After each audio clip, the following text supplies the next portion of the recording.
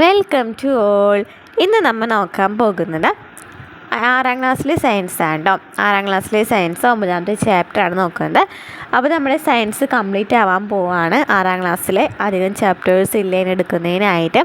അപ്പോൾ 5, 6, 7 full complete ആവാനായിട്ടുണ്ട്. അതുപോലെ തന്നെ 5ഉം 7ഉം ഓൾറെഡി കംപ്ലീറ്റ് ചെയ്തിട്ടുണ്ട് കേട്ടോ. അതുപോലെ തന്നെ 9ാം ക്ലാസ്സിലെ ക്ലാസ്സുകൾ നമ്മളിപ്പോൾ ചെയ്യുന്നുണ്ട്. പിന്നെ പ്രീവിയസ് ക്വസ്റ്റ്യൻ ആൻസേഴ്സ് ചെയ്യുന്നുണ്ട്. ഇനി വരാൻ പോകുന്ന എക്സാമുകളിലേക്ക് ഇനി ആവർത്തിക്കുന്ന ക്വസ്റ്റ്യൻസൊക്കെ നമ്മൾ ചെയ്യുന്നുണ്ട് കേട്ടോ. അതുപോലെ തന്നെ ഇമ്പോർട്ടൻ്റ് ആയിട്ടുള്ള SCERT ഭാഗങ്ങൾ ചെയ്യുന്നുണ്ട്. അപ്പോൾ നമ്മുടെ ക്ലാസ്സുകൾ ഇഷ്ടമാണെന്നുണ്ടെങ്കിൽ സപ്പോർട്ട് ചെയ്യാം കേട്ടോ. അപ്പോൾ നമുക്ക് ഇന്നത്തെ ക്ലാസ്സിലേക്ക് പോകാം. ചാപ്റ്ററിൻ്റെ പേര് ഞാൻ പറഞ്ഞു, 9ാമത്തെ ചാപ്റ്ററാണ്. ചേർക്കാം പിരിക്കാം എന്നാണ് ചാപ്റ്ററിൻ്റെ പേര് പറയുന്നത്. അതായത് തന്മാത്രകളും അതുപോലെ തന്നെ ശുദ്ധപദാർത്ഥങ്ങൾ, അങ്ങനെ കുറച്ച് കെമിസ്ട്രിയുടെ ഭാഗമായിട്ട് കുറച്ച് വരുന്നുണ്ട് അല്ലേ. അപ്പോൾ ഇതൊക്കെയുണ്ടോ ഈ ചാപ്റ്ററിൽ പറയാൻ പോകുന്നത്. ഓക്കെ, കൽക്കണ്ടം നിങ്ങൾക്കെല്ലാം ഇഷ്ടമല്ലേ? കൽക്കണ്ടം രുചിച്ച് നോക്കിയിട്ടുണ്ടോ? അതിൻ്റെ രുചി എന്താണ്? കൽക്കണ്ടത്തിന് മറ്റെന്തെല്ലാം പ്രത്യേകതകളുണ്ടെന്ന് ചോദിച്ചിട്ടുണ്ട്. അപ്പോൾ കൽക്കണ്ടത്തിന് നിറമുണ്ടോ? ഇല്ലേ, വെള്ളമാണ് അല്ലേ, വെള്ളയാണ് നിറം എന്ന് പറയുന്നത്. എന്താണ്? വെള്ളയാണ് കൽക്കണ്ടത്തിന് നിറം എന്ന് പറയുന്നത്. ഇനി മണം എന്താണ്? മണം ഉണ്ടോ? മണം ഇല്ല. അതുപോലെ തന്നെ അവസ്ഥ എന്ന് പറയുന്നത് ഇതാണ്, ഖരാവസ്ഥയിലാണ് അല്ലേ. ഖരാവസ്ഥയിലാണ് എന്ത് കാണപ്പെടുന്നത്? കൽക്കണ്ടം കാണപ്പെടുന്നത് ഖരാവസ്ഥയിലാണ്.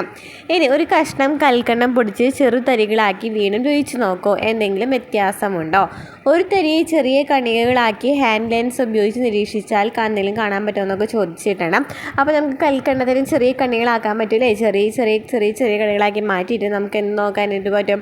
ഹാൻഡ് സ്കോപ്പ് ഉപയോഗിച്ചില്ല, ഹാൻഡ് ലെൻസ് ഉപയോഗിച്ച് നോക്കാനായിട്ട് പറ്റും. ഈ പ്രക്രിയ തുടർന്നാൽ കണ്ണുകൊണ്ട് കാണാൻ കഴിയാത്തതും കൽക്കണ്ടത്തിൻ്റെ എല്ലാ സവിശേഷതകളുമുള്ള ഏറ്റവും ചെറിയ കണികൾ ലഭിക്കില്ലേ. നമ്മളിങ്ങനെ ചെറിയ പൊടിയാക്കുകയാണെന്നുണ്ടെങ്കിൽ നമ്മൾ ഇത് വെച്ച് നോക്കുകയാണെന്നുണ്ടെങ്കിൽ നമുക്കതിൽ നിന്ന് കിട്ടും? ഏറ്റവും ചെറിയ കണിക ലഭിക്കില്ലേ. അങ്ങനെ ഇതിനെയാണ് നമ്മൾ എന്ന് പറയുന്നത് കൽക്കണ്ടത്തിൻ്റെ തന്മാത്ര എന്ന് പറയുന്നത്. അതായത് തന്മാത്ര അല്ലെങ്കിൽ മോളിക്യൂൾ എന്ന് വെച്ചാൽ എന്താണ്? ഒരു പദാർത്ഥത്തിൻ്റെ എല്ലാ ഗുണങ്ങളും നിലനിർത്തുന്ന അതിൻ്റെ ഏറ്റവും ചെറിയ കണികയാണ് തന്മാത്ര എന്ന് പറയുന്നത്. ഒരു പദാർത്ഥത്തിൻ്റെ എല്ലാ ഗുണങ്ങളും നിലനിർത്തുന്ന അതിൻ്റെ ഏറ്റവും ചെറിയ കണികയാണ് തന്മാത്ര. ഖരം, ദ്രാവകം, വാതകം എന്നീ അവസ്ഥകളിലുള്ള പദാർത്ഥങ്ങൾ തന്മാത്രകളാൽ നിർമ്മിതമാണ്. തന്മാത്ര എന്ന് വെച്ചാൽ എന്തൊക്കെയാണ്? ഖരം, ദ്രാവകം, വാതകം എന്നീ അവസ്ഥകളിലേക്ക് എന്ത് കാണപ്പെടുന്നുണ്ട്? തന്മാത്ര കാണപ്പെടുന്നുണ്ട്. അപ്പോൾ തന്മാത്ര അല്ലെങ്കിൽ മോളിക്യൂൾസ് എന്ന് വെച്ചാൽ എന്താണ്? ഒരു പദാർത്ഥത്തിൻ്റെ എല്ലാ ഗുണങ്ങളും നിലനിർത്തുന്ന ഏറ്റവും ചെറിയ കണികയാണ് തന്മാത്ര എന്ന് പറയുന്നത്. പിന്നെന്താ പറഞ്ഞത്? ഖരം, ദ്രാവകം, വാതകം എന്നീ അവസ്ഥകളിലെല്ലാം എന്ത് കാണപ്പെടുന്നുണ്ട്? തന്മാത്രകൾ കാണപ്പെടുന്നുണ്ട്. ഇനി എന്താണ് ശുദ്ധ പദാർത്ഥങ്ങൾ അല്ലെങ്കിൽ പുവർ സബ്സ്റ്റൻസസ് എന്ന് വെച്ചാൽ എന്താണ്? ശുദ്ധ പദാർത്ഥങ്ങൾ എന്ന് പറയുന്നത് എന്താണ്? തന്മാത്രകൾ എന്ന് വെച്ചാൽ ഞാൻ പറഞ്ഞില്ല, ഏറ്റവും ചെറിയ കണികയാണ്. അതുപോലെ തന്നെ നമ്മൾ എന്ത് പറഞ്ഞു? തന്മാത്ര എന്ന് വെച്ചാൽ ഏറ്റവും ചെറിയ കണികയാണെന്ന് പറഞ്ഞു. അതുപോലെ തന്നെ നമ്മൾ എന്താ പറയുന്നത്? ഏതവസ്ഥകളിൽ കാണപ്പെടും? ഖരം, ദ്രാവകം, വാതകം എന്നീ അവസ്ഥകളിലും കാണപ്പെടുന്നുണ്ടെന്ന് പറഞ്ഞു അല്ലേ. അപ്പോൾ എന്താണ് ശുദ്ധ പദാർത്ഥങ്ങൾ എന്ന് വെച്ചാൽ എന്താണ്? ശുദ്ധ പദാർത്ഥങ്ങൾ കൽക്കണ്ടത്തിൽ അതിന് തന്മാത്രകൾ മാത്രമല്ല ഉള്ളത് അല്ലേ. ഒരു പദാർത്ഥത്തിൽ ഒരു തരത്തിൽ തന്മാത്രകൾ മാത്രമാണ് കാണപ്പെടുന്നതെങ്കിൽ അതിനെ ശുദ്ധ പദാർത്ഥം എന്ന് പറയും. അപ്പോൾ കൽക്കണ്ടം എന്ന് വെച്ചാൽ എന്താണ്? ഫുള്ള് പഞ്ചസാരയാണല്ലേ, അതായത് ഫുള്ള് ഒരേ പദാർത്ഥമാണ് നമ്മൾ കാണുന്നത്. അപ്പോൾ അങ്ങനെയാണെന്നുണ്ടെങ്കിൽ ഒരു പദാർത്ഥത്തിൽ ഒരു തരത്തിലുള്ള തന്മാത്രകൾ മാത്രമാണ് ഉള്ളതെങ്കിൽ അതിനെന്തെന്ന് പറയാം? ശുദ്ധ പദാർത്ഥം എന്ന് പറയാം. എന്താണ് ശുദ്ധ പദാർത്ഥം എന്ന് വെച്ചാൽ ഒരു പദാർത്ഥത്തിൽ ഒരു തരത്തിലുള്ള തന്മാത്രകൾ മാത്രമാണ് കാണപ്പെടുന്നതെങ്കിൽ അതിനെ ശുദ്ധ പദാർത്ഥം എന്ന് പറയാം. ഒരു പദാർത്ഥത്തിൽ ഒരു തരത്തിൽ മാത്രമല്ലേ. അതായത് നമ്മൾ ജലം എന്ന് പറയുന്നത് ഒരു ശുദ്ധ പദാർത്ഥമാണ്. ജലത്തിൽ വേറെ എന്തെങ്കിലും കാണപ്പെടുന്നുണ്ടോ? വെള്ളമാണല്ലേ. ജലം എന്ന് വെച്ചാൽ എന്താണ്? വെള്ളമാണ്. അപ്പോൾ വെള്ളം എന്ന് വെച്ചാൽ എന്താണ്? ഒരു ശുദ്ധ പദാർത്ഥമാണ്. വെള്ളത്തിൽ വേറെ ഒന്നും കാണപ്പെടുന്നില്ല, വെള്ളം മാത്രം കാണപ്പെടുന്നുള്ളൂ. അപ്പോൾ അതിന് എന്ന് പറയാം? ശുദ്ധ പദാർത്ഥമാണെന്ന് പറയാം. അതായത് ഒരു തരത്തിലുള്ള തന്മാത്രകൾ മാത്രമാണ് അതിലുണ്ടായിരിക്കാൻ പാടുള്ളൂ. പിന്നെ എന്തൊക്കെ പറയാം? കറിയുപ്പ്, അപ്പക്കാരം, ഓക്സിജൻ, അലുമിനിയം, ചെമ്പ്, കോപ്പർ, വെള്ളി, ഗ്ലിസറിൻ, പൊട്ടാസ്യം പെർമാംഗനേറ്റ്, തുരിശ് എന്നിവയൊക്കെ എന്താണ്? ശുദ്ധ പദാർത്ഥങ്ങളാണ്. അപ്പോൾ ശുദ്ധ പദാർത്ഥങ്ങൾക്ക് ഉദാഹരണങ്ങൾ ഏതൊക്കെയാണ്? കറിയുപ്പ്, അപ്പക്കാരം, ഓക്സിജൻ, അലുമിനിയം, കോപ്പർ അല്ലെങ്കിൽ ചെമ്പ്, വെള്ളി, ഗ്ലിസറിൻ, പൊട്ടാസ്യം പെർമാംഗനേറ്റ്, തുരിശ് എന്നിവയൊക്കെ എന്താണ്? ശുദ്ധ പദാർത്ഥങ്ങളാണ്. ഇനി കൽക്കണ്ടം ജലത്തിൽ ലയിച്ചാൽ ലഭിക്കുന്ന ലായനിയിൽ എന്തൊക്കെ ഉണ്ടായിരിക്കാം? അപ്പോൾ നമ്മൾ കൽക്കണ്ടം എന്ന് പറയുന്നത് ഒരു ശുദ്ധ പദാർത്ഥമാണ്, ജലം എന്ന് പറയുന്നത് ഒരു ശുദ്ധ പദാർത്ഥമാണെന്ന് പറഞ്ഞു. അല്ലേ. എന്നാൽ ഇത് രണ്ടും കൂടിയിട്ട്, അതായത് കൽക്കണ്ടം ജലത്തിൽ ലയിക്കുകയാണെന്നുണ്ടെങ്കിൽ അവിടെ എന്തൊക്കെയാണ് കാണപ്പെടുന്നത്? കൽക്കണ്ടത്തിൻ്റെ ലായനി ഉണ്ടായിരിക്കും, അതുപോലെ തന്നെ എന്തുണ്ടായിരിക്കാം? ജലവും ഉണ്ടായിരിക്കും അല്ലേ. അപ്പോൾ ജലത്തിൻ്റെ ഇതുണ്ടായിരിക്കാം. അപ്പോൾ കൽക്കണ്ടം, ജലം എന്നിവ രണ്ടും ഉണ്ടായിരിക്കും. അപ്പോൾ നമുക്ക് എന്ത് മനസ്സിലായി? അവിടെ ഒന്നിൽ കൂടുതൽ തന്മാത്രകളാണല്ലേ. അതായത് കൽക്കണ്ട വെള്ളം എന്ന് വേണമെന്നുണ്ടെങ്കിൽ പറയാം അല്ലേ. കൽക്കണ്ടം ജലത്തിൽ ലയിച്ച് നമുക്ക് കൽക്കണ്ട വെള്ളം എന്ന് പറയാം. അങ്ങനെ കൽക്കണ്ട വെള്ളമാണെന്നുണ്ടെങ്കിൽ അതിലെന്തൊക്കെയാണ്? അപ്പോൾ മിശ്രിതം എന്ന് വെച്ചാൽ എന്താണെന്ന് പറഞ്ഞു? ഒന്നിൽ കൂടുതൽ പദാർത്ഥങ്ങൾ ഉണ്ടായിരിക്കും. അതായത് കൽക്കണ്ടം ജലത്തിൽ ലയിക്കുകയാണെന്നുണ്ടെങ്കിൽ കൽക്കണ്ട വെള്ളമാണ്, അതായത് കൽക്കണ്ടത്തിൻ്റെ ഇതുണ്ടായിരിക്കും. അതുപോലെ തന്നെ ജലം എന്ന് പറയുന്നത്. അപ്പോൾ 2 പദാർത്ഥം ഉണ്ടല്ലോ അവിടെ. അപ്പോൾ അതിന് നമുക്കെന്ന് പറയാം മിശ്രിതം എന്ന് പറയാം. അതാണ് പറയുന്നത്. മിശ്രിതം അല്ലെങ്കിൽ മിക്സ്ചർ എന്ന് വെച്ചാൽ എന്താണ്? ഒന്നിൽ കൂടുതൽ ഇനം തന്മാത്രകൾ ഒരു പദാർത്ഥത്തിൽ അടങ്ങിയിട്ടുണ്ടെങ്കിൽ അതിനെ മിശ്രിതം എന്ന് പറയാം. ഒന്നിൽ കൂടുതൽ ഇനം തന്മാത്രകൾ ഒരു പദാർത്ഥത്തിൽ അടങ്ങിയിട്ടുണ്ടെങ്കിൽ അതിനെ മിശ്രിതം എന്ന് പറയാം. അപ്പോൾ നമ്മൾ എന്ത് പറഞ്ഞു? കൽക്കണ്ട ലായനിയാണെന്നുണ്ടെങ്കിൽ കൽക്കണ്ടം ഉണ്ട്, അതുപോലെ തന്നെ ജലമുണ്ട് അല്ലേ. അപ്പോൾ അവിടെ 2 പദാർത്ഥങ്ങളുണ്ട്, അത് കാരണമാണ് അതിനെ മിശ്രിതം എന്ന് പറയുന്നത്. അപ്പോൾ അടുത്ത എക്സാമ്പിൾ നോക്കി. പഞ്ചസാര ലായനിയിൽ എന്തൊക്കെ ഉണ്ടായിരിക്കാം? പഞ്ചസാര ഉണ്ടായിരിക്കും, വെള്ളം ഉണ്ടാവും അല്ലേ. അപ്പോൾ പഞ്ചസാരയും ജലം അടങ്ങിയിട്ടുണ്ട്. അപ്പോൾ നമുക്ക് എന്താണ്? മിശ്രിതമാണ്. ഇനി സോഡയിൽ എന്തൊക്കെ ഉണ്ടായിരിക്കും? സോഡയിൽ ജലം ഉണ്ടായിരിക്കും, കാർബൺ ഡൈ ഓക്സൈഡ് ഉണ്ടായിരിക്കും അല്ലേ. സോഡയിൽ എന്തുണ്ടായിരിക്കാം? ജലം ഉണ്ടായിരിക്കാം, അതുപോലെ തന്നെ കാർബൺ ഡൈ ഓക്സൈഡ് ഉണ്ടായിരിക്കാം. ഇനി ഓക്സിജനിലോ? ഓക്സിജൻ മാത്രമേ ഉള്ളൂ അല്ലേ. ഓക്സിജനിൽ എന്താണ്? ഓക്സിജൻ മാത്രമേ ഉള്ളൂ. അതുപോലെ തന്നെ വായു എന്ന് പറയുമ്പോൾ എന്തൊക്കെയുണ്ട്? നൈട്രജൻ, ഓക്സിജൻ, ജലകണങ്ങൾ, കാർബൺ ഡൈ ഓക്സൈഡ് എന്നിവയൊക്കെ ഉണ്ട്. വായുവിൽ എന്തൊക്കെയാണ്? നൈട്രജൻ, ഓക്സിജൻ, പിന്നെ എന്തൊക്കെയാണ്? ജലകണങ്ങൾ, കാർബൺ ഡൈ ഓക്സൈഡ്, ഹൈഡ്രജൻ എന്നിവയൊക്കെ വായു എന്ന് പറയുന്നത് ഒരു മിശ്രിതമാണ് അല്ലേ. അതുപോലെ തന്നെ മെർക്കുറി എന്ന് വെച്ചാൽ എന്താണ്? മെർക്കുറിയിൽ മെർക്കുറി മാത്രമേ ഉള്ളൂ അല്ലേ. മെർക്കുറിയിൽ എന്താണ്? മെർക്കുറി മാത്രമേ ഉള്ളൂ. അതുപോലെ തന്നെ ഇരുമ്പാണെന്നുണ്ടെങ്കിൽ ഇരുമ്പ് മാത്രമേ ഉള്ളൂ. കോപ്പർ സൾഫേറ്റ് മാത്രമേ ഉള്ളൂ. അപ്പം നമുക്കിതിൽ നിന്ന് എന്തൊക്കെ പറയാം? ശുദ്ധ പദാർത്ഥങ്ങൾ എന്ന് വെച്ചാൽ എന്തൊക്കെയാണെന്ന് പറയാം? ശുദ്ധ പദാർത്ഥങ്ങൾ എന്ന് പറയുമ്പോൾ ഒരെണ്ണം മാത്രമേ ഉള്ളൂ, അതായത് ഓക്സിജൻ മാത്രമേ ഉള്ളൂ ഓക്സിജനിൽ. അതുപോലെ തന്നെ എന്താ? മെർക്കുറിയിൽ മെർക്കുറി മാത്രമേ ഉള്ളൂ. ഇരുമ്പിലാണെങ്കിൽ ഇരുമ്പ് മാത്രമേ ഉള്ളൂ. കോപ്പർ സൾഫേറ്റിലും എന്താണ്? തുരിശാണല്ലേ. കോപ്പർ സൾഫേറ്റ് മാത്രമേ ഉള്ളൂ. ഇനി മിശ്രിതം വെച്ച് നമ്മൾ എന്തൊക്കെയാണ്? പഞ്ചസാര ലായനി, പഞ്ചസാരയും ജലമുണ്ട്, 2 ലായനി ഉണ്ട് അല്ലേ. അതുപോലെ തന്നെ സോഡയിലാണെന്നുണ്ടെങ്കിൽ ജലം, കാർബൺ ഡൈ ഓക്സൈഡ് ഉണ്ട്, അപ്പോൾ 2 ഉണ്ട്. അപ്പോൾ സോഡ എന്ന് പറയുന്നത് എന്താണ്? മിശ്രിതമാണ്. ഇനി വായു എന്ന് പറയുന്നത് കുറേ മൂലകങ്ങളുണ്ട്. അപ്പോൾ വായു എന്ന് പറയുമ്പോൾ നൈട്രജൻ, ഓക്സിജൻ, ജലകണങ്ങൾ, കാർബൺ ഡൈ ഓക്സൈഡ് എന്നിവയൊക്കെ ഉണ്ട്. അപ്പോൾ വായു എന്ന് പറയുന്നത് എന്താണ്? ഒരു മിശ്രിതമാണ്. അപ്പോൾ ഇതൊക്കെയാണ് എന്ന് പറയുന്നത് ശുദ്ധ പദാർത്ഥങ്ങളെയും മിശ്രിതങ്ങളെയും കുറിച്ചിട്ട് പറയുന്നത്. ഓക്കെ ആണല്ലോ. ഇനി മിശ്രിതങ്ങൾ പലതരം ഉണ്ടെന്ന് പറയുന്നുണ്ട് കേട്ടോ. അതായത് ഒരു ഗ്ലാസ്സിൽ കുറച്ച് ഉപ്പ് ഇട്ടിട്ടുള്ള വെള്ളം ആക്കിയിട്ടുണ്ട്, അതുപോലെ തന്നെ അപ്പുറത്തെ ഗ്ലാസ്സിൽ എന്നാൽ ചോക്കുപൊടി ഇട്ടിട്ടുള്ള വെള്ളം ഇട്ടിട്ടുണ്ട്, അപ്പോൾ വെള്ളം ഒഴിച്ചിട്ടുണ്ട്. അപ്പോൾ അങ്ങനെയാണെന്നുണ്ടെങ്കിൽ നമുക്കറിയാലേ, ഉപ്പ് എന്ന് പറയുന്നത് ജലത്തിൽ ലയിക്കുകയാണ് ചെയ്യുക. ചോക്കുപൊടിയാണെന്നുണ്ടെങ്കിലോ ചോക്കുപൊടി അടിയിൽ നിൽക്കും, വെള്ളം മുകളിലാണ് നിൽക്കുന്നത് അല്ലേ. അപ്പോൾ അത് പറഞ്ഞു വരുന്നതിന് എന്താ കാരണം എന്ന് വെച്ചാൽ, ഏകാത്മക മിശ്രിതം എന്ന് വെച്ചാൽ എന്താണ്? അതായത് നമ്മൾ നോക്കിയേ, ഒരു സ്ട്രോ ഉപയോഗിച്ചിട്ട് ഉപ്പ് ലായനിയിൽ നമുക്ക് വിവിധ ഭാഗങ്ങളിൽ എവിടെ തൊട്ട് നോക്കുകയാണെന്നുണ്ടെങ്കിൽ എന്ത് കിട്ടും? ഉപ്പിൻ്റെ ടേസ്റ്റ് കിട്ടും. അതായത് ചോക്കുപൊടിയിലാണെന്നുണ്ടെങ്കിലോ ചോക്കുപൊടി അടിയിലാണല്ലേ കിടക്കുന്നത്, വെള്ളമാണ് മുകളിൽ കിടക്കുന്നത്, അപ്പോൾ നമുക്ക് വ്യത്യാസം ഉണ്ടായിരിക്കും. അപ്പോൾ അതാണ് പറയുന്നത്. ഏകാത്മക മിശ്രിതം അല്ലെങ്കിൽ ഹോമോജീനിയസ് മിക്സ്ചർ എന്ന് വെച്ചാൽ എന്താണ്? ഒരു മിശ്രിതത്തിൻ്റെ എല്ലാ ഭാഗവും ഒരേ ഗുണമാണ് കാണിക്കുന്നതെങ്കിൽ അത്തരം മിശ്രിതത്തിൽ ഏകാത്മക മിശ്രിതം എന്ന് പറയുന്നത്. ഒരു മിശ്രിതത്തിൻ്റെ എല്ലാ ഭാഗവും ഒരേ ഗുണമാണ് കാണിക്കുന്നതെങ്കിൽ അത്തരം മിശ്രിതത്തെയാണെന്ന് പറയുന്നത് ഏകാത്മക മിശ്രിതം എന്ന് പറയുന്നത്. ഓക്കെ, ചോക്കുപൊടി കലർത്തിയ ലായനി നിരീക്ഷിച്ചല്ലോ അല്ലേ. അപ്പം നമ്മൾ ചോക്ക് കണികൾ നമ്മൾ പറഞ്ഞു എല്ലാ ഭാഗത്തും ഒരേ അളവിലല്ല കാണപ്പെടുന്നത്, കുറച്ച് കട്ടി കൂടി ഇതൊക്കെ അടിയിലായിരിക്കും കിടക്കുന്നുണ്ടായിരിക്കുക എന്ന് പറഞ്ഞു. എന്നാൽ സംഭാരം എടുത്ത് നോക്കിയേ, സംഭാരത്തിൽ എന്തൊക്കെ ഉണ്ടായിരിക്കും? സംഭാരം എന്ന് പറയുന്നത് കുറേ മിശ്രിതമാണല്ലേ, കുറേ സംഭവങ്ങൾ ഉണ്ടായിരിക്കും സംഭാരത്തിൽ. അങ്ങനെയാണെന്നുണ്ടെങ്കിൽ നമുക്ക് നോക്കാം, ഭിന്നാത്മക മിശ്രിതം എന്ന് വെച്ചാൽ എന്താണ്? ഒരു മിശ്രിതത്തിൻ്റെ വ്യത്യസ്ത ഭാഗങ്ങൾ വ്യത്യസ്ത ഗുണങ്ങളാണ് കാണിക്കുന്നതെങ്കിൽ അതിനെ ഭിന്നാത്മക മിശ്രിതം എന്നാണ് പറയുന്നത്.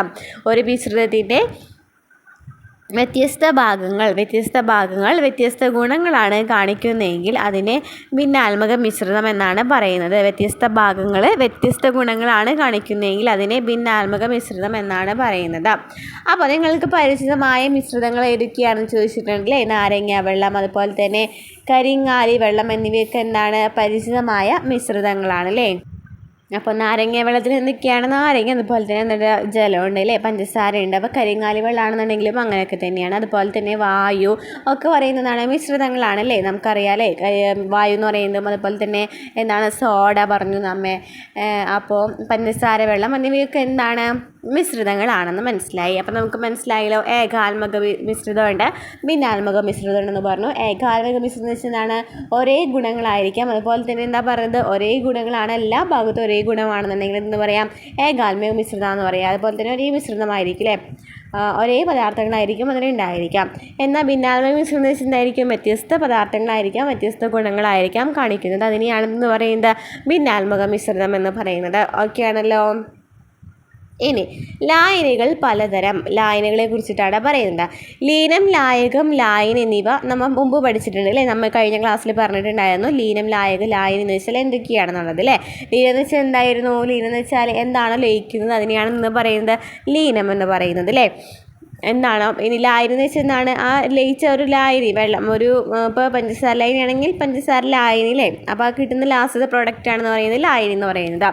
ലായകം എന്ന് വെച്ചാൽ എന്തായിരുന്നു, ഏതിലാണ് ലയിക്കുന്നത് അല്ലേ, ഏതിലാണ് ലയിക്കുന്നത് അതിനെയാണെന്ന് പറയുന്നത് ലായകം എന്ന് പറയുന്നത്. അപ്പോൾ പഞ്ചസാര വെള്ളമാണെന്നുണ്ടെങ്കിൽ നമ്മൾ വെള്ളത്തിലാണ് ലയിക്കുന്നത് അല്ലേ, അപ്പോൾ അതിനെന്ന് പറഞ്ഞു ലായകം എന്ന് പറഞ്ഞു.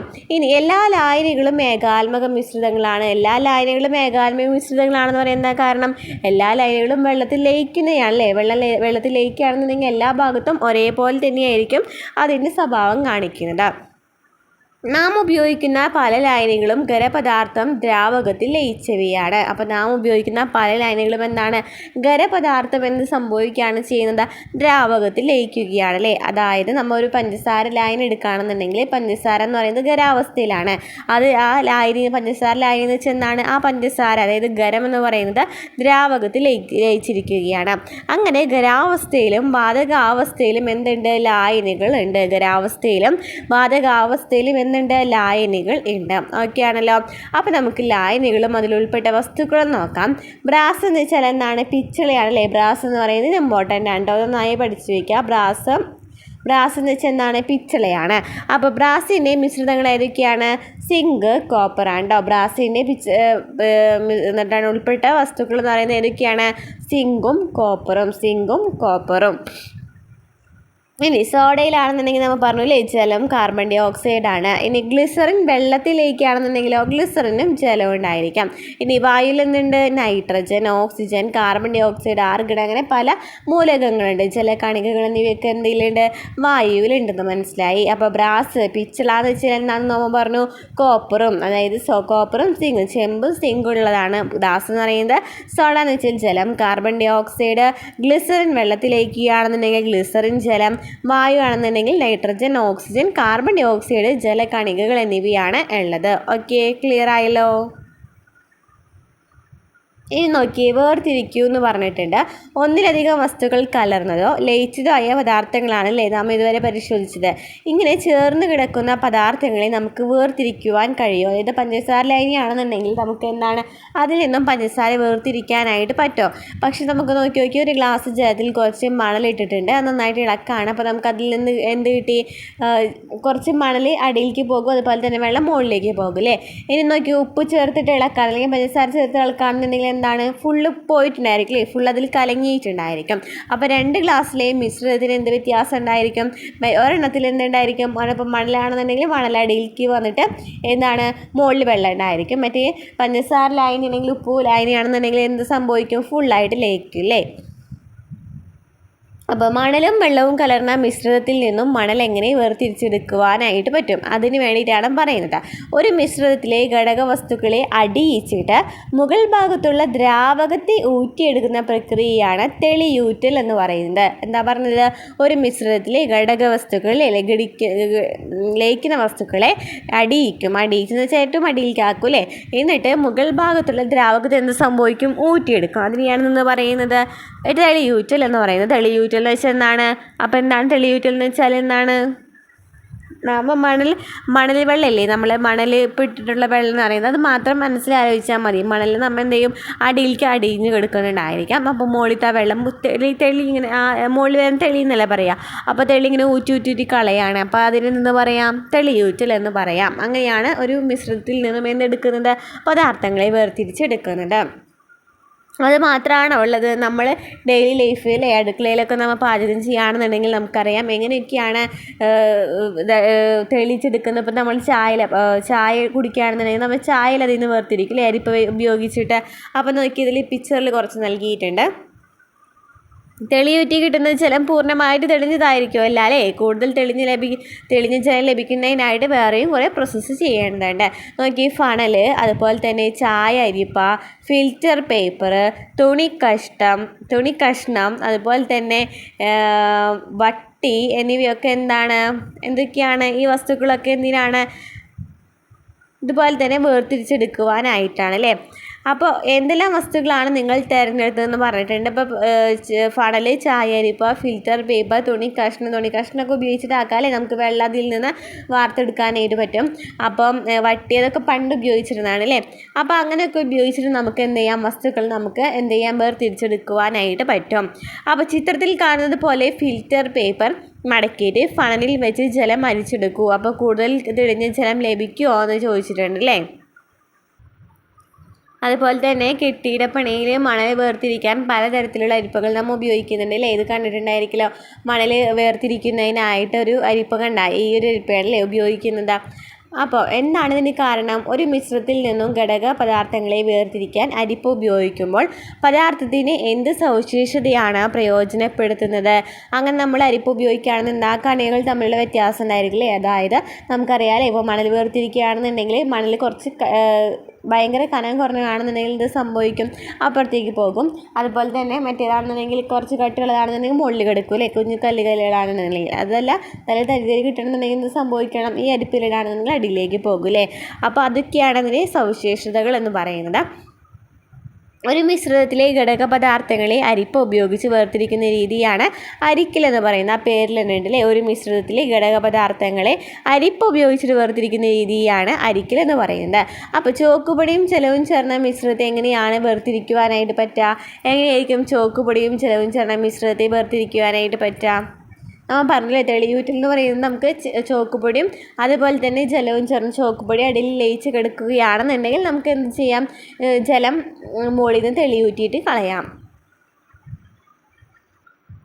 അതല്ല ഫുള്ള് ലയിക്കാനാണ് കിടക്കുന്നതെന്നുണ്ടെങ്കിലോ, ഫുള്ള് ലയിക്കാണ് കിടക്കുകയാണെന്നുണ്ടെങ്കിൽ ഇതുപോലെ തന്നെ ഫണലിൽ എന്ത് ഉപയോഗിക്കേണ്ടി വരും, ഫിൽറ്റർ പേപ്പർ വെക്കേണ്ടി വരില്ല. ഇതുപോലെ ഫണലിൽ ഫിൽറ്റർ പേപ്പർ ഉപയോഗിച്ചിട്ട് അരിക്കേണ്ടതായിട്ട് വരും. എന്നാൽ മാത്രമാണ് നമുക്ക് എന്ത് കിട്ടുള്ളൂ, കറക്റ്റ് പദാർത്ഥങ്ങളെ വേർതിരിച്ചെടുക്കുവാനായിട്ട് പറ്റുള്ളൂ. ഇനി ലയിച്ച് ചേർന്നവ എങ്ങനെയാണ് വേർതിരിക്കൽ എന്നാണ് അടുത്ത് വരുന്നത്. ലയിച്ച് ചേർന്നവ എങ്ങനെയാണ്? അപ്പോൾ നമ്മൾ ഇത്ര നേരം എന്താണ് പറഞ്ഞിരുന്നത്, ഫുള്ള് ലയിച്ച് ചേർന്നവ വേർതിരിക്കാനില്ല അല്ലേ. നമുക്ക് കുറച്ച് പറഞ്ഞത് കുറച്ച് ഘടകങ്ങൾ അടിയിൽ കിടക്കുകയാണെന്നുണ്ടെങ്കിൽ അതിന് നമുക്ക് എന്ത് ചെയ്യാം, തെളിയൂറ്റി കളയാം. അല്ലാന്നുണ്ടെങ്കിൽ നമുക്ക് വലിയ അരിപ്പൊക്കെ ഉപയോഗിച്ചിട്ട് ഫിൽറ്റർ പേപ്പറൊക്കെ ഉപയോഗിച്ചിട്ട് നമുക്ക് എന്ത് ചെയ്യാം, ഫണലിൽ ഫിൽറ്റർ പേപ്പർ ഉപയോഗിച്ചിട്ടൊക്കെ നമുക്ക് അങ്ങനെ രണ്ട് കടകൾക്ക് വ്യത്യാസം ഉണ്ടെന്നുണ്ടെങ്കിൽ മാത്രമേ നമുക്ക് അങ്ങനെ ചെയ്യാനായിട്ട് പറ്റുള്ളൂ. അതല്ല ഫുള്ളായിട്ട് ലയിച്ച് ചേരാണ്, അതായത് ഉപ്പ് വെള്ളമാണെന്നുണ്ടെങ്കിലും ശരി, പഞ്ചസാര ലായനിയാണെന്നുണ്ടെങ്കിൽ നമുക്ക് അതിൽ നിന്ന് വേർതിരിക്കാനായിട്ട് പ്രയാസമാണ് അല്ലേ. അപ്പോൾ അതാണ് പറയുന്നത്, ഉപ്പ് ലായനിയിൽ നിന്ന് അരിപ്പ് ഉപയോഗിച്ചിട്ട് ഉപ്പ് വേർതിരിച്ചെടുക്കുവാൻ കഴിയില്ല അല്ലേ. പൂർണ്ണമായിട്ടും ഉപ്പ് അതിലേക്ക് ലയിച്ചിട്ടുണ്ടായിരിക്കാം. ഒരു സ്റ്റീൽ സ്പൂണിൽ കുറച്ച് ഉപ്പുവെള്ളം എടുത്ത് സ്പിരിറ്റ് ലാമ്പ് ഉപയോഗിച്ച് ചൂടാക്കൂ. ജലം ബാഷ്പമായി പോകുമ്പോൾ സ്പൂണിൽ ബാക്കിയാകുന്നത് എന്താണ്? അപ്പോൾ എന്താ പറഞ്ഞത്, കുറച്ച് ഉപ്പുവെള്ളം നമ്മൾ എടുത്തിട്ട് സ്പിരിറ്റ് ലാമ്പ് ഉപയോഗിച്ച് ചൂടാക്കുകയാണെന്നുണ്ടെങ്കിൽ അത് ബാഷ്പീകരിച്ചിട്ട് ആ വെള്ളം പോകൂലേ. അപ്പോൾ ബാഷ്പീകരിച്ച് വെള്ളം പോകുമ്പോൾ എന്ത് സംഭവിക്കും, അവിടെ ഉപ്പ് ലഭിക്കും. അതുപോലെ തന്നെയാണ് കടൽ ജലത്തിൽ നിന്നും ഉപ്പ് വേർതിരിച്ചെടുക്കുന്നത് ഉപ്പളങ്ങളിൽ എന്താണ് കടലിൽ നിന്നും ഉപ്പ് വേർതിരിച്ചെടുക്കുന്നുണ്ട്. അപ്പോൾ അതൊക്കെ എന്ത് പ്രോസസ്സാണെന്നാണ് പറയുന്നത്. എങ്ങനെയാണ് ഉപ്പ് അവിടെ വേർതിരിക്കുന്നത്? ബാഷ്പീകരണം അല്ലേ. ഒരു ദ്രാവകം താപം സ്വീകരിച്ച് അതിൻ്റെ ബാഷ്പമായി മാറുന്ന പ്രവർത്തനത്തെയാണ് എന്തെന്ന് പറയുന്നത്, ബാഷ്പീകരണം എന്ന് പറയുന്നത്. ഒരു ദ്രാവകം താപം സ്വീകരിച്ചിട്ട് അതിൻ്റെ ബാഷ്പമായിട്ട് മാറുന്ന പ്രവർത്തനത്തെയാണ് എന്ത് പറയുന്നത്, ബാഷ്പീകരണം എന്ന് പറയുന്നത്. അതപ്പം നമ്മൾ എന്താ പറഞ്ഞത്, ബാഷ്പീകരണം വെച്ചാൽ നമ്മൾ സ്പിരിറ്റ് ലാമ്പ് ഉപയോഗിച്ച് ചൂടാക്കില്ലേ. അങ്ങനെ നമ്മൾ നമ്മൾ കുറച്ച് വെള്ളം എടുത്തിട്ട് അങ്ങനെ ചൂടാക്കുകയാണെന്നുണ്ടെങ്കിൽ നമുക്ക് എന്ത് കിട്ടുന്നു മനസ്സിലായി, അതിൽ നിന്നും ഉപ്പ് വെള്ളം കിട്ടിയില്ലേ. കിട്ടിയില്ലേ, ഉപ്പുവെള്ളത്തിൽ നിന്ന് ഉപ്പ് നമുക്ക് കിട്ടിയില്ലേ. അതുപോലെ തന്നെയാണ് ബാഷ്പീകരണം എന്ന് പറയുന്നത്. വലിയ വലിയ പ്രോസസ്സുകളും എന്ത് ഉപയോഗിക്കുന്നത്, ബാഷ്പീകരണം ഉപയോഗിക്കുന്നുണ്ട്. അപ്പോൾ ഉപ്പളങ്ങളിലാണെന്നുണ്ടെങ്കിൽ എനിക്ക് ചോദിച്ചിട്ടുണ്ടല്ലേ, ഉപ്പളങ്ങളിൽ ജലം ബാഷ്പമാകും. ഉപ്പളങ്ങൾ എന്ന് വെച്ചാൽ എന്താണ്, കടലിൽ നിന്ന് ഉപ്പ് വേർതിരിക്കുന്നതാണ്. അപ്പോൾ ഈ ഉപ്പളങ്ങളിൽ എന്ത് സംഭവിക്കുന്നത് വെച്ചാൽ നമ്മൾ കടലിൽ നിന്നുള്ള വെള്ളം കെട്ടി നിർത്താണ് ചെയ്യുന്നത്. അപ്പോൾ എന്ത് സംഭവിക്കും, സൂര്യപ്രകാശം ഏൽക്കും. സൂര്യപ്രകാശം അല്ലെങ്കിൽ താപം ഏൽക്കുമ്പോൾ ബാഷ്പീകരിച്ചിട്ട് എന്തായിട്ട് മാറും, ആ വെള്ളം, കടൽ വെള്ളമൊക്കെ പോയിട്ടുണ്ടായിരിക്കാം. അപ്പോൾ അതിൽ നിന്ന് അവശേഷിക്കുന്ന എന്തായിരിക്കാം, ഉപ്പായിരിക്കും. അങ്ങനെയാണ് ഉപ്പ് കിട്ടുന്നത് കേട്ടോ. അപ്പോൾ സൂര്യപ്രകാശം ആണ് അവിടെ കൂടുതലായിട്ട് പ്രവർത്തിക്കുന്നത്. സൂര്യപ്രകാശം അല്ലെങ്കിൽ താപമാണ് അല്ലേ. ക്ലിയർ ആയല്ലോ, ഇത്ര നേരം പറഞ്ഞത് ക്ലിയർ ആയല്ലോ.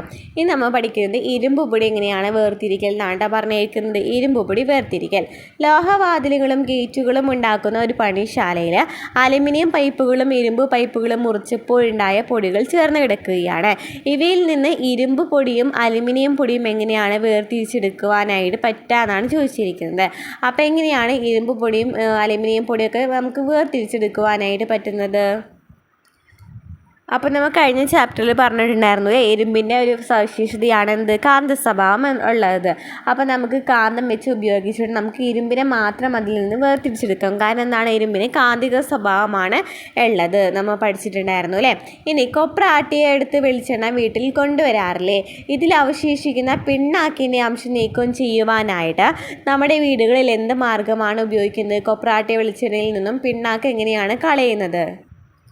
അതിനെന്ത് ചെയ്യാം, വൃത്തിയുള്ള ഒരു തുണി ഉപയോഗിക്കുക അല്ലേ. തുണി ഉപയോഗിച്ചിട്ട് നമുക്ക് അതിൽ നിന്നും പിണ്ണാക്ക് വേർതിരിച്ചെടുക്കുവാനായിട്ട് പറ്റും. അപ്പോൾ മനസ്സിലായല്ലോ. അപ്പോൾ ഇനി എന്താണ്, മണ്ണ് നല്ലൊരു അരിപ്പിയാണെന്ന് പറയുന്നുണ്ട് കേട്ടോ. മണ്ണ് നല്ലൊരു അരിപ്പയാണ്. കാരണം എന്താണ്, കക്കൂസ് ടാങ്കിൽ നിന്ന് വെള്ളം മണ്ണിൽ കലരുന്നില്ലേ. കക്കൂസ് ടാങ്കിൽ നിന്ന് എന്ത് സംഭവിക്കുന്നുണ്ട്, വെള്ളം എന്ത് ചെയ്യാണ്, മണ്ണിൽ കലരുകയാണ് ചെയ്യുന്നത്. കിണറിലേക്ക് വരുന്ന ഉറവ് വെള്ളം തെളിഞ്ഞിരിക്കുന്നത് എന്തുകൊണ്ടാണ്? കിണറിലേക്ക് വരുന്ന ഉറവ് വെള്ളം തെളിഞ്ഞിരിക്കുന്നത് എന്തുകൊണ്ടായിരിക്കണം? അതാണ് പറയുന്നത് മണ്ണൊരു അരിപ്പയാണ്. അതായത് മണ്ണിൽ എന്താണ്, കുറേ സുഷിരങ്ങളുണ്ട് അല്ലേ. മണ്ണിൽ കുറേ സുഷിരങ്ങളുണ്ട്. അപ്പോൾ ഈ സുഷിരങ്ങളിലൂടെ കടന്നു പോകുമെന്ന് സംഭവിക്കുകയാണ്, അവിടെ ഫിൽട്രേഷൻ നടക്കുകയാണ് അല്ലേ. അതായത് ചെറിയ ചെറിയ സുഷിരങ്ങളിലൂടെ പോകുമ്പോൾ അതിലുണ്ടാകുന്ന മാലിന്യങ്ങളൊക്കെ അരിച്ച് മാറ്റിയിട്ടാണ് പോകുന്നത്. അങ്ങനെയാണ് എന്ത് സംഭവിക്കുന്നത്, മണ്ണിലെ ജലമെന്ന് പറയുന്നത് എന്ത് തെളിഞ്ഞിരിക്കുന്നത്, കിണറ്റിലെ വെള്ളമെന്ന് പറയുന്നത് തെളിഞ്ഞിരിക്കുന്നതിനായിട്ട് കാരണം. കക്കൂസ് ടാങ്ക് നിർമ്മിക്കുമ്പോൾ ശ്രദ്ധിക്കേണ്ട കാര്യങ്ങൾ എന്തൊക്കെയാണ് നമുക്കറിയാം അല്ലേ. കക്കൂസ് ടാങ്ക് ഉപയോഗിക്കുമ്പോൾ എന്താണ്, നമ്മൾ ഇത് ചെയ്യണതിന് മുമ്പ് തന്നെ അതിന് കിണറിൻ്റെ അടുത്താണെന്ന് നോക്കണം. കാരണം കിണറിൻ്റെ അടുത്താണെന്നുണ്ടെങ്കിൽ ഇതുപോലെ തന്നെ ചെറിയ മണ്ണിൽ കുറേ സുഷിരങ്ങളുണ്ട്. അപ്പോൾ സുഷിരങ്ങളിലൂടെയൊക്കെ വേഗം കിണറിൻ്റെ അടുത്തേക്ക് പോകുവാനായിട്ടുള്ള ചാൻസ് കൂടുതലാണ്. അപ്പോൾ അതിന് നമ്മൾ എന്ത് ചെയ്യണം, ഒന്നില്ലെങ്കിൽ 15 മീറ്റർ അകലെങ്കിലും കൊണ്ട് ഇതാക്കാം. അല്ലാന്നുണ്ടെങ്കിൽ എന്ത് ചെയ്യാം, അല്ലാന്നുണ്ടെങ്കിൽ നമുക്ക് അതിൻ്റെ മോൾ ഭാഗം കോൺക്രീറ്റ് ഉപയോഗിച്ചിട്ട് നന്നായിട്ട് കെട്ടി ആക്കാം അല്ലേ. നമുക്ക് കോൺക്രീറ്റ് ഉപയോഗിക്കുകയാണെന്നുണ്ടെങ്കിൽ വെള്ളം തീരെ അങ്ങനെ പോകില്ലല്ലോ, കടന്നു പോകാനായിട്ട് പറ്റില്ല. അപ്പോൾ അതൊക്കെ ശ്രദ്ധിക്കുകയാണെന്നുണ്ടെങ്കിൽ നല്ല കാര്യമായിരിക്കും. ഓക്കെ ആണല്ലോ. അപ്പോൾ നമുക്ക് നോക്കിയ ഒരു ഫ്ലോ ചാർട്ട് നൽകിയിട്ടുണ്ട് അല്ലേ. ഒരു മിശ്രിതം എങ്ങനെയാണ് വേർതിരിക്കുന്നതെന്ന് പറയുന്നുണ്ട്. ഉപ്പ് ലായനിയിൽ നിന്ന് ഉപ്പ് വേർതിരിക്കുന്നത് എന്തായിരിക്കാം, അതെന്തായിരിക്കും, ഉപ്പ് വെള്ളമായിരിക്കും അല്ലേ. ഉപ്പ് വെള്ളമായിരിക്കും ഉപ്പ് ലായനിയിൽ നിന്ന് ഉപ്പ് വേർതിരിക്കുന്നത്. അപ്പോൾ എങ്ങനെയായിരിക്കണം ഉപ്പ് ലായനിൽ നിന്ന് ഉപ്പ് വേർതിരിക്കുന്നത്, നമ്മൾ എന്തായിരിക്കും, ബാഷ്പീകരണം ആയിരിക്കും അല്ലേ. ബാഷ്പീകരണം, ഇത് ഫുള്ളാക്കാം കേട്ടോ. ബാഷ്പീകരണമായിരിക്കും ഉപ്പ് ലായനിയിൽ നിന്ന് ഉപ്പ് വേർതിരിക്കുന്നത്. ഇനി നമുക്ക് എന്തൊക്കെ പറയാം, നമുക്ക് പെറുക്കി മാറ്റൽ നൽകിയിട്ടുണ്ട്. അരിയിൽ നിന്ന് കല്ല് പെറുക്കി മാറ്റുന്നത് പറഞ്ഞിട്ടുണ്ട്, പെറുക്കി മാറ്റലാണ് അല്ലേ. അതുപോലെ തന്നെ നമ്മൾ ഇപ്പോൾ എന്തൊക്കെ പറഞ്ഞു, തെളിയൂറ്റൽ പഠിച്ചു അല്ലേ. തെളിയൂറ്റൽ എന്ന് വെച്ചാൽ നമ്മൾ എന്താണെന്ന് പറഞ്ഞു, തെളിയൂറ്റൽ എന്ന് വെച്ചാൽ എന്താണെന്ന് പറഞ്ഞു, മണൽ വെള്ളത്തിലൊക്കെ കലരാണെന്നുണ്ടെങ്കിൽ നമുക്ക് തെളിയൂറ്റിയിട്ട് നമുക്ക് വേർതിരിച്ചെടുക്കുവാനായിട്ട് പറ്റുമെന്ന് പറഞ്ഞു അല്ലേ. അതുപോലെ തന്നെ നമ്മൾ എന്ത് പറഞ്ഞു, അരിക്കൽ പറഞ്ഞു അല്ലേ. അരിക്കൽ പറഞ്ഞല്ലോ. അരിക്കൽ എന്ന് വെച്ചാൽ എന്താണെന്ന് പറഞ്ഞു, അരിപ്പ് ഉപയോഗിച്ചിട്ട് വേർതിരിക്കും അല്ലേ. ചായ എന്ന് പറയുന്നത് അരിപ്പ് ഉപയോഗിച്ചിട്ട് വേർതിരിക്കും എന്ന് പറഞ്ഞു. അപ്പോൾ ചായ എന്ന് പറയുമ്പോൾ അരിക്കൽ നമ്മൾ പറഞ്ഞു അല്ലേ.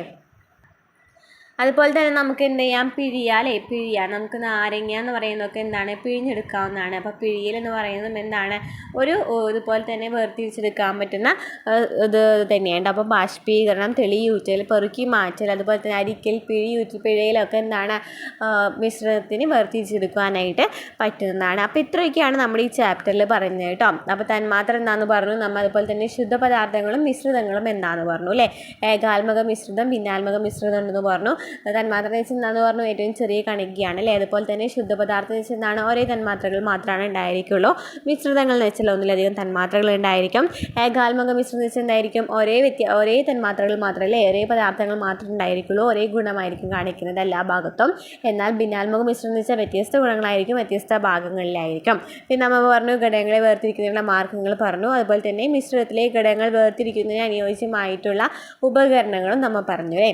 അപ്പോൾ ഇതിൽ നോക്കി നോക്കിയേ, താഴെ കൊടുത്ത വസ്തുക്കൾ ശ്രദ്ധിക്കാൻ പറഞ്ഞിട്ടുണ്ട്.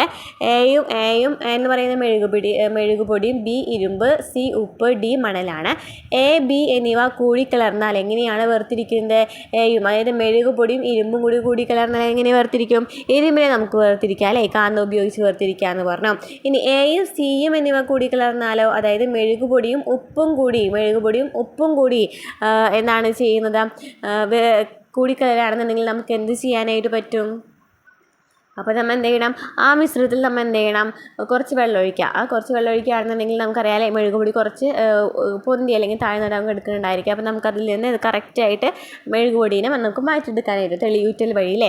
എന്നാൽ നമുക്ക് ഉപ്പിനെ അങ്ങനെ വേർതിരിക്കാം, ബാഷ്പീകരണം വഴിയാണ് ഉപ്പിനെ വേർതിരിക്കാമെന്ന് പറഞ്ഞു. ഇനി എ ഡി എന്നിവ കൂടിക്കലർന്നാലോ, എയും ഡിയും എന്നിവ കൂടിക്കലർന്നാൽ എങ്ങനെയാണ്, എയും ഡിയും അതായത് മെഴുകുപൊടിയും അതുപോലെ തന്നെ മണലും അല്ലേ, മണലും കൂടി ചേരാണെന്നുണ്ടെങ്കിൽ എന്താണ് ചെയ്യുക, നമ്മൾ പറഞ്ഞല്ലേ, മണലും വേർതിരിക്കുകയാണെന്നുണ്ടെങ്കിൽ നമ്മൾ തെളിയൂറ്റിലാണ് ഉപയോഗിക്കുന്നത്. മെഴുക് എപ്പോഴും ജലത്തിൽ പൊങ്ങിക്കിടക്കുകയാണ് ചെയ്യുക. അപ്പോൾ നമുക്ക് കറക്റ്റായിട്ട് അത് മാറ്റാം. അതുപോലെ തന്നെ ബാക്കി മണൽ എന്ന് പറയുന്നത് അടിയിലാണ് കിടക്കുന്നത്. അപ്പോൾ അങ്ങനെ വേർതിരിച്ചെടുക്കുവാനായിട്ട് പറ്റും. കലങ്ങിയ വെള്ളം ഏത് ഉപകരണം ഉപയോഗിച്ചരിക്കുമ്പോഴാണ് ഏറ്റവും ശുദ്ധമായ ജലം ലഭിക്കുന്നത്? നമ്മൾ പറഞ്ഞില്ലേ, ഫിൽറ്റർ പേപ്പറാണ് നമുക്ക് അങ്ങനെ ഉപയോഗിക്കുന്നതെന്ന് പറഞ്ഞു. ഇനി ശുദ്ധജലം, പഞ്ചസാര, ലൈൻ എന്നിവ അടങ്ങിയ തന്മാത്രകളുടെ അടിസ്ഥാനത്തിൽ എങ്ങനെ വ്യത്യാസപ്പെട്ടിരിക്കുന്നു? ശുദ്ധജലം എന്ന് വെച്ചാൽ നമ്മൾ പറഞ്ഞില്ലേ, ജലം മാത്രം ഉണ്ടായിരിക്കുള്ളൂ. എന്നാൽ പഞ്ചസാര ലൈനിൽ പഞ്ചസാര ഉണ്ടായിരിക്കും, അതുപോലെ തന്നെ ജലം ഉണ്ടായിരിക്കുന്നു പറഞ്ഞു. പിന്നെ എന്താ പറഞ്ഞത്? അപ്പോൾ ഇത്രയൊക്കെയാണ് ഈ ചാപ്റ്ററിൽ പറയുന്നത്. നമ്മുടെ ക്ലാസ്സുകൾ ഇഷ്ടമാവുകയാണെന്നുണ്ടെങ്കിൽ സപ്പോർട്ട് ചെയ്യാം കേട്ടോ. നമുക്ക് അടുത്ത ക്ലാസ്സുമായിട്ട് വീണ്ടും കാണാം. അടുത്ത ചാപ്റ്റർ എന്ന് പറയുന്നത് എന്താണ്, 10ാമത്തെ ചാപ്റ്റർ ആണല്ലേ, രൂപത്തിനും ഫലത്തിനും എന്നാണ് ചാപ്റ്ററിൻ്റെ പേര്. നമുക്ക് അടുത്ത ക്ലാസ്സിൽ എടുക്കാം കേട്ടോ.